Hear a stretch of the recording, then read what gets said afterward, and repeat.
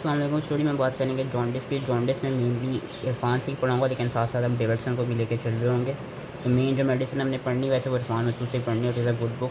तो डेविडसन में अगर हम बात करें सबसे पहले what is jaundice. Jaundice we know के ये कहते हैं जॉन्डिस की अगर हम डेफिनेशन पढ़ें, jaundice is the basically yellowish discolouration of the skin, sclera and mucous membrane. सबसे पहले हमको स्क्लेरा में उसकी ये कहते हैं क्लिनिकल साइन मिलता है।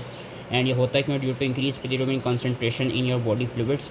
और क्लिनिकली कब डिटेक्टेबल होता है? When the bilirubin concentration exceeds more than 40 micromoles per litre या more than 2.5 milligram per decilitre, जो कि इन्होंने यहीं पर बताया है कि it is detectable clinically when plasma bilirubin exceeds क्या कहते हैं 2.5 मिलीग्राम पर डेसीलीटर। अब जब भी कोई जॉन्डिस का पेशेंट आएगा या पेशेंट जिसको जॉन्डिस नज़र आ रहा होगा, उसकी हम हिस्ट्री में क्या हम पॉइंट्स पूछते हैं, उस सिम्टम्स से रिलेटेड पूछते हैं कि उसको कहीं इचिंग तो नहीं है, एब्डोमिनल पेन तो नहीं है। अगर उसको एब्डोमिनल पेन होगा तो इट विल बी सजेस्टिंग कि may be due to gall stones उसको जॉन्डिस हो रहा है। वेट लॉस की हिस्ट्री नहीं है, अगर तो वेट लॉस की हिस्ट्री होगी तो it could suggest either he has chronic liver disease या any malignancy. Dark urine and pale stools के बारे में पूछेंगे, फीवर के बारे में पूछेंगे, विद और without triggers, dry eyes dry mouth के बारे में पूछेंगे, किसी रिसेंट ड्रग हिस्ट्री का पूछेंगे कि उसने कोई मेथोट्रेक्सेट या कोई कॉन्ट्रासेप्टिव्स या कोई पैरासीटामोल तो नहीं, क्योंकि उन टॉक्सिसिटीज़ की वजह से भी हमारे जो वो होते हैं लिवर का फंक्शन है वो ऑल्टर्ड हो जाता है। बाकी हम अल्कोहल की हिस्ट्री पूछेंगे टू रूल आउट एल्कोहलिक कहते हैं to do alcoholic fatty liver disease. Exposure पूछेंगे टू एनी इंट्रावीनस ड्रग्स और blood transfusion to rule out hepatitis B और hepatitis C infection. Travel history का पूछेंगे again to rule out hepatitis B and C. Metabolic syndrome का पूछेंगे to rule out fatty liver disease. And बाकी हम auto immune disease history या IBD या family history of liver disease या auto immune disease पूछेंगे to rule out autoimmune hepatitis. अब जो इसका एक ओवरऑल मेटाबॉलिज्म होता है बिलीरुबिन का, कि वो किस तरह आगे जाता है, किस तरह किन किन चीज़ों में कन्वर्ट होता है, वो उसको हमको गो थ्रू करने की ज़रूरत नहीं। हमें क्विकली गो थ्रू इस तरह कर देता हूँ क्योंकि हमको ये हमारी प्रायर नॉलेज ही हमें पता है कि जो हमारा हीम होता है, रेड ब्लड सेल्स के अंदर जो हीमोग्लोबिन होता है वो हीमोग्लोबिन के अंदर ब्रेकडाउन होता है, और जो हीम आगे जाके कन्वर्ट हो जाता है बाइलिरुबिन में, जो कि अनकॉन्जुगेटेड होता है। अब वो जो अनकॉन्जुगेटेड बाइलिरुबिन होता है वो करता क्या है, वो लिवर में जाते हैं, लिवर में जाके वो कॉन्जुगेट होता है through the enzyme UDP glucuronyl transferase. And liver के बाद जब वो लिवर में कॉन्जुगेट हो जाते हैं तो वहाँ से वो जो भी बिलिरुबिन है वो बाइल की प्रोडक्शन में चला जाता है। एंड फिर गॉल ब्लैडर क्या करते हैं, गॉल ब्लैडर बाइल को रिलीज़ करते हैं। एंड थ्रू बिलियरी ट्री हमें पता है वो जो बिलिरुबिन होता है वो आगे को डुओडेनम में चला जाते हैं एंड वो इवेंचुअली यूरोबिलिनजिन में कन्वर्ट हो जाते हैं, जो कि फिर फीसेस और यूरिन के थ्रू निकल जाते हैं। ये एक ओवरव्यू था हमारे बिलिरुबिन के मेटाबॉलिज्म का। अब जो जॉन्डिस होता है, जॉन्डिस तीन तरह का होता है, pre hepatic, hepatic and post hepatic. Pre hepatic यानी before the bilirubin has reach liver. Hepatic यानी लिवर के अंदर ही कोई मसला है। एंड पोस्ट हेपेटिक यानी आफ्टर, ये कहते हैं it has came out of liver. तो प्री हेपेटिक अगर हम कॉजेज़ की बात करें उसमें दो मेन कॉजेज़ आती है। एक तो ड्यू टू हिमोलाइसिस, हिमोलाइसिस की एग्जांपल इरफान मसूद में लिखी हुई मैं बता देता हूँ। एंड एक हो सकता है हमारी due to any congenital condition, जिसमें हमारे पास इन्होंने पीछे दी हुई हैं दो कंडीशन होती है, जिसमें से बस जिल्बर्ट सिंड्रोम याद रखना है, इनकी पूरी पैथोफिजियोलॉजी नहीं पता होनी चाहिए। अगर कॉन्जेनिटल अनकॉन्जुगेटेड हाइपरबिलिरुबिनीमिया हो रहा है तो मोस्ट कॉमन जो होता है वो जिल्बर्ट सिंड्रोम होता है। उसके अलावा जो अलग हमारे पास टाइप आती है उसमें हमारे पास Crigler Najjar type 1 and type 2 syndrome आ जाता है। जो जिल्बर्ट सिंड्रोम है that is basically autosomal dominant in some forms, whereas आपका जो क्रिगलर नजार सिंड्रोम होता है वो यूजली ऑटोसोमल रिसेसिव होता है। और ये याद रखना होगा कि जब भी कॉन्जेनिटल हाइपरबिलिरुबिनीमिया होगा तो उस केस में हमें क्या मिलेगा, उस केस में हमको कैरेक्टरिस्टिकली LFTs में सिर्फ बाइलिरुबिन के लेवल्स रेस मिलेंगे, बाकी सारे LFTs जो होंगे वो नॉर्मल होंगे। अभी मैं आगे इरफान के थ्रू बता देता हूँ कि जब हीमोलाइसिस की वजह से हमारे पास वो होता है जॉन्डिस हो रहा होता है तो उस केस में क्या होता है, उस केस में हमारे LFTs में बिलिरुबिन के लेवल भी बढ़े आते हैं, और साथ में हमारे पास हम अभी आगे देखेंगे जो AST होता है एस्पार्टेट ट्रांसमाइनेस, उसके भी लेवल्स बढ़े हुए आते हैं।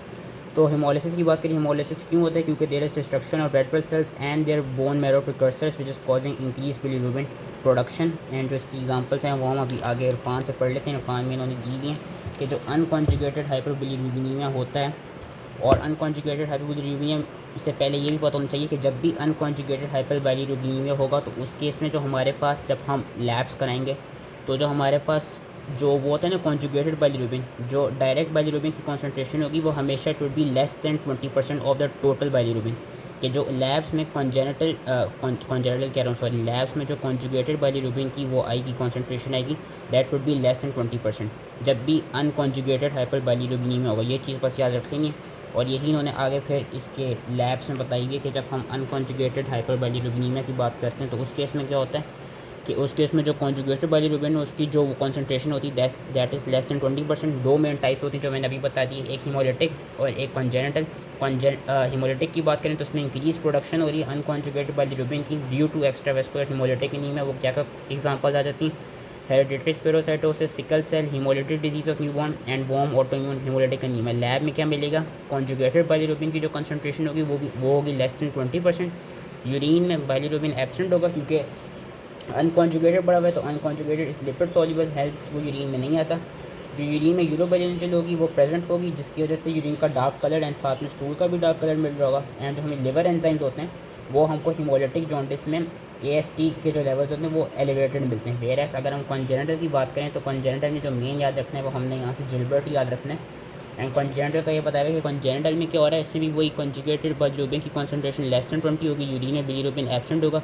बस इसमें फ़र्क ये है कि इसमें लिवर के एंजाइम्स एंड यूरोबिलिनजिन वो भी नॉर्मल कॉन्सेंट्रेशन में होंगे, क्योंकि जो कॉन्जेनिटल होता है अभी कॉन्जेनिटली यही होता है कि इतनी ज़्यादा हीम की डिग्रेडेशन नहीं हुई होती कि जिसकी वजह से इतनी ज़्यादा अनकॉन्जुगेटेड बाइलिरुबिन की प्रोडक्शन नहीं हुई होती, तो इसलिए जो LFTs होते हैं वो ज़्यादातर हमारे पास कॉन्जेनिटल केसेस में नॉर्मल आ रहे होते हैं।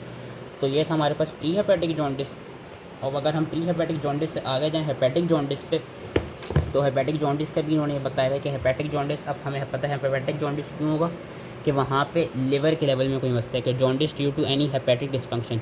इसमें जो मेन चीज़ याद रखनी होगी वो याद रखनी होगी कि जो लिवर की वजह से होता है, इसकी जब हम इमेजिंग टेस्ट कराते हैं तो उसमें हम ये चीज़ देखेंगे कि जो बिलियरी ट्री होगा या जो बिलियरी ट्रैक्ट होगा वो नॉर्मल होगा, लिवर के लेवल पे कोई मसला होगा। वो लिवर के लेवल पे किस तरह का मसला हो सकता है? कोई एक्यूट हेपेटोसेलुलर इंजरी हो सकती है, इंट्रा हेपेटिक कोलिस्टेसिस हो सकता है। इंट्रा हेपेटिक कोलिस्टेसिस का ये मतलब है कि लिवर के अंदर कोई मसला हो गया जिसकी वजह से जो बाइल की प्रोडक्शन है वो स्लो डाउन हो गई है या वो स्टॉप हो गई है। Cholestasis is when there is decrease transport of bile, या क्या कहते हैं full cut off bile from your gall bladder to your duodenum, उसको हम कोलिस्टेसिस कहते हैं।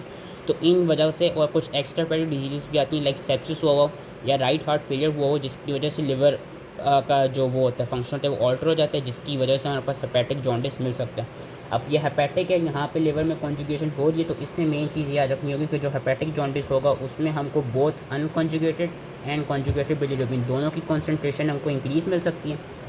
अगर तो कोई क्या कहते हैं एक्यूट पेरेन्काइमल लिवर डिजीज़ की वजह से हेपेटिक जॉन्डिस हुआ है तो हमको होगा कि हम जब LFTs कराएंगे, इसमें हम LFTs में मेन चीज़ ये देखेंगे कि इसमें हमको AST एंड ALT रेस मिलते हैं, वेरएस गैमा GT और जो एल्कलाइन फॉस्फेट होता है वो नॉर्मल मिलते हैं। और मैं भी आगे इरफान के थ्रू भी बता दूंगा कि जब भी कोई एक्यूट हेपेटाइटिस की वजह से क्या कहते हैं हेपेटिक डिस्फंक्शन हो रहा होगा तो उस केस में जब हम LFTs करेंगे, LFTs में हमें क्या मिलेगा? LFTs में हमको जो ALT की रेशियो मिलेगी या जो ALT का वो मिलेगा यूनिट्स जो मिलेंगे, वो ALT की कंसंट्रेशन काफ़ी ज़्यादा इंक्रीज़ हुई होगी, मोर देन 1000 यूनिट्स पर लीटर इंक्रीज़ हुई होगी in case of hepatitis A, hepatitis B और hepatitis E।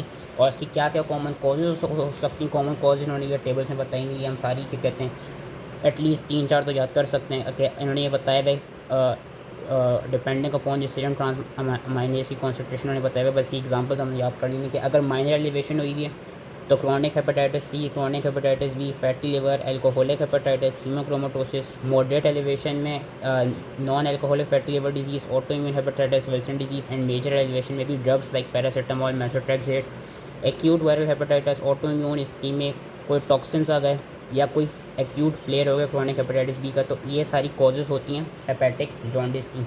And hepatic cholestatic jaundice की भी ये सारी कॉजेज़ होती हैं कि primary biliary cholangitis, primary sclerosing cholangitis, alcohol use, drugs का use, cystic fibrosis, sepsis, right heart failure और any inherited cholestatic liver disease. तो ये सारी हमारे पास हेपेटिक जॉन्डिस की एग्जांपल्स हैं। और इन्होंने इरफान ने एग्जांपल्स नहीं बताई तो इसलिए मैंने वो डेविडसन से बता दी।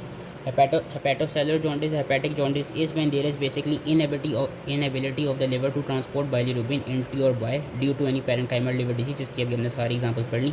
इसमें मिक्स्ड हाइपरबिलिरुबिनीमिया मिलेगा, जो कि मैंने बता दिया था कि दोनों अनकॉन्जुगेटेड और कॉन्जुगेटेड की कॉन्सेंट्रेशन बड़ी हुई मिल सकती है। जो कॉन्जुगेटेड की कॉन्सेंट्रेशन होगी वो that will be between 20 to 50% of the whole total bilirubin. Urine में बाइलिरुबिन इंक्रीज़ मिलेगा, यूरोबिलिनोजिन भी इंक्रीज़ मिलेगा। अगर हम LFTs की बात करें तो LFTs में मेन चीज़ ये कि अगर कोई वायरल हेपेटाइटिस होगा उस केस में जो ALT है वो ज़्यादा रेस मिलेगा। एंड एल्कोहलिक हेपेटाइटिस के केस में AST हमको ज़्यादा रेस मिलेगा। और जो ALP और GGT हैं वो इतने रेस नहीं होंगे, वो माइल्डली एलिवेटेड होंगे। जो मेनली हमारे पास दो लिवर एंजाइम्स एलिवेटेड होंगे वो ALT और AST याद रखने हैं। लास्ट हमारे पास आता है कोलिस्टेटिक ऑब्स्ट्रक्टिव जॉन्डिस, जिसको हम पोस्ट हेपेटिक जॉन्डिस भी कहते हैं। तो पोस्ट हेपेटिक जॉन्डिस क्यों होता है? पोस्ट हेपेटिक जॉन्डिस इसलिए होता है कि अब यहाँ पे क्या हुआ है यहाँ पे बिलियरी ट्री के लेवल पे कोई मसला आ गया, कोई ऑब्स्ट्रक्शन आ गई है लार्ज बाइल डक्ट में, जिसकी वजह से बिलियरी डायलिटेशन होती है। कॉजेस उन्होंने उसकी सारी ये बताई हैं कि एम्पुला के लेवल पे या पैंक्रियास के लेवल पे या बाइल डक्ट के लेवल पे कोई कैंसर हो गया, या gall stones, primary sclerosing cholangitis, any parasitic infection, any traumatic biliary stricture या क्रॉनिक पैंक्रियाटाइटिस, ये सारी कॉजेस होती है जो कि पोस्ट हेपेटिक जॉन्डिस कराती हैं। अगर हम कॉन्जेनिटल उसकी कॉजेज़ की बात करें तो कॉन्जेनिटल में हमारे पास 2 सिंड्रोम्स आते हैं जिनके अगेंस्ट सिर्फ नाम याद रखते हैं। वो 2 सिंड्रोम्स हमारे पास हैं, ड्यूबिन जॉनसन एंड रोटर सिंड्रोम, जो कि कॉन्जुगेटेड हाइपरबाइलिरुबिनीमिया कराते हैं। और उन्होंने ये बताया है कि जो भी पोस्ट हेपेटिक जॉन्डिस की जो कॉजेज़ होती हैं जो कि हमने पीछे पढ़ ली, उनकी ट्रीटमेंट किस तरह होती है। उनकी ट्रीटमेंट होती है आइदर सर्जिकली और थ्रू एंडोस्कोपिक करेक्शन। पेशेंट किन सिम्टम्स के साथ आता है, पेशेंट इन सारे क्लिनिकल फीचर्स के साथ आता है कि अर्ली फीचर्स क्या मिलते हैं। अर्ली फीचर्स ये होंगे कि उसको जॉन्डिस हो रहा होगा, डार्क यूरिन होगी, पेल स्टूल्स होंगे, क्लोराइटिस होगा। फिर लेट फीचर्स में हमारे पास आ जाता है ज़ैंथेलिस्मा एंड ज़ैंथोमा, जो कि हमारे पास फैटी इन्फिल्ट्रेट्स होते हैं। Malabsorption of your fat soluble vitamins, weight loss की history, steatorrhoea, osteomalacia and bleeding tendency हो रही होती है। और अगर उसको कोलिंजाइटिस हो रहा हो तो उस केस में वो पेन, फीवर और राइगर्स की भी कंप्लेंट करता है। और पोस्ट हेपेटिक जॉन्डिस में ये चीज़ याद रखनी होगी, हमने हेपेटिक जॉन्डिस में पढ़ा कि हेपेटिक जॉन्डिस में ALT और ASTs होते हैं। जो पोस्ट हेपेटिक जॉन्डिस होते हैं, पोस्ट हेपेटिक जॉन्डिस में हमारे पास जो एल्कलाइन फॉस्फेटेस ALP जो होता है और जो गामा GT होते हैं वो मार्केटली एलिवेटेड होते हैं as compare to your ALT and AST। And इसमें हम कौन कौन सी इन्वेस्टिगेशन कराते हैं, हम अल्ट्रासाउंड कराते हैं।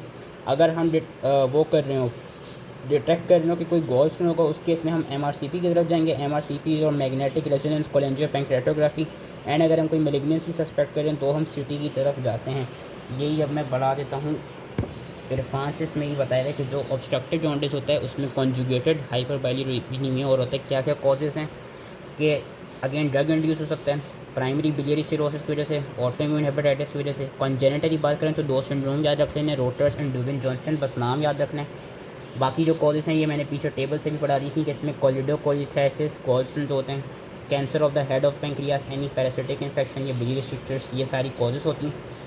क्लिनिकल फीचर्स ये वही वाला टेबल है, ये वाला जो टेबल है इन्होंने यहाँ पे यही लिखा हुआ है। उसके अलावा हाइपरबाइलिरुबिनीमिक जॉन्डिस की समरी के लिए ये टेबल एक पढ़ने, ये टेबल अच्छा से दिया हुआ है। एंड अगर हम लैब फाइंडिंग पे जाएँ तो लैब फाइंडिंग में यही है कि अब यहाँ पे क्या हो रहा है, पोस्ट हेपेटिक कॉज हो रही है, कॉन्जुगेशन हो गई है बिलिरुबिन की। तो जो कॉन्जुगेटेड बिलिरुबिन की कॉन्सेंट्रेशन होगी that would be more as compare to unconjugated, it would be more than 50% of the total bilirubin. Urine में बिलिरुबिन इंक्रीज मिलेगा, यूरोबाइलिरुबिन एब्सेंट होगा। मेन जो चीज़ याद रखनी है वो एंजाइम्स की याद रखनी है कि there will be marked elevation of alkaline phosphatase and gamma GT as compare to your ALT and AST। जो ALT और AST थे वो हमने ऊपर देख लिए थे कि वो हेपेटिक जॉन्डिस में ज़्यादा रेस्ट होते हैं। So that was all related to the overall overview of jaundice. I hope ये इसलिए समझ में आ गया हो एंड थैंक यू।